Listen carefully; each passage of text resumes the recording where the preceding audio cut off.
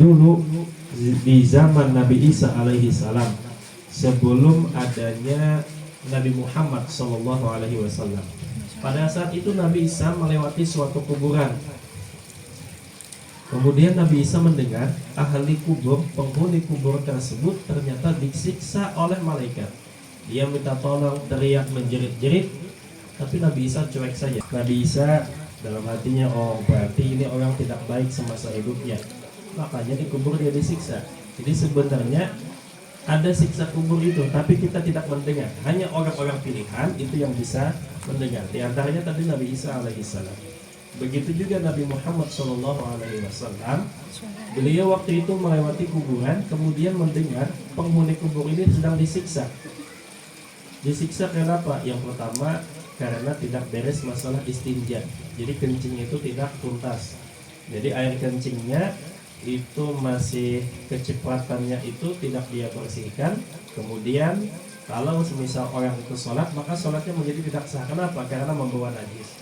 Nah kemudian yang satunya karena suka adu domba, maka akhirnya dia disiksa di dalam kuburnya. Kembali kepada kisah Nabi Isa tadi, ini karena orang disiksa, ya berpikirnya Nabi Isa ini berarti orang yang tidak baik. Sekitar 4 atau 5 tahun kemudian Nabi Isa melewati kubur yang sama. Begitu melewati kubur yang sama, waktu itu tidak lagi terdengar suara orang berteriak, menjerit, kesakitan. Bingung, ini di kubur ini dulu ada orang yang berteriak, tapi sekarang penghuni kubur ini tidak lagi disiksa. Kemudian berdoa kepada Allah, meminta jawaban, apa kira-kira, apa sebab orang ini tidak lagi disiksa. Kemudian datang malaikat Jibril.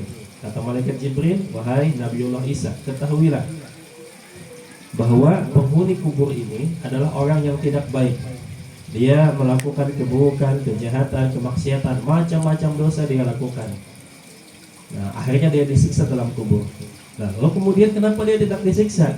Itu karena pada saat dia meninggal dunia, dia meninggalkan seorang istri yang sedang hamil. Istrinya hamil, kemudian melahirkan seorang anak. Anaknya ini dididik oleh istrinya hingga akhirnya bisa membaca Bismillahirrahmanirrahim. Jadi baru bisa baca Bismillah. Anaknya mengatakan dengan nama Allah yang Maha Pengasih lagi Maha Penyayang. Maka kata Allah, aku tidak tega menyiksa orang tuanya sementara anaknya mengucapkan Allah itu Maha Pengasih, Maha Penyayang.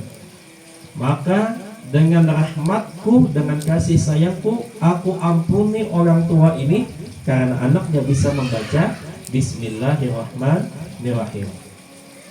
Belum lagi baca Fatihah. Kenapa enggak baca Fatihah? Karena Fatihah belum ada, Al-Quran belum turun. Ini di zaman Nabi Isa alaihi salam. Nah beruntung kita bukan cuma hafal Fatihah, tapi bukan cuma Bismillah, membaca Fatihah. Habis itu baca Yasin, kemudian baca Ayatul Kursi dan lain sebagainya. Maka beruntung. Jadi itu jangan dikira tidak ada manfaatnya untuk orang tua. Riwayat-riwayatnya, hadis-hadisnya banyak yang menerangkan bahwa pahala yang demikian itu sampai kepada orang yang meninggal dunia.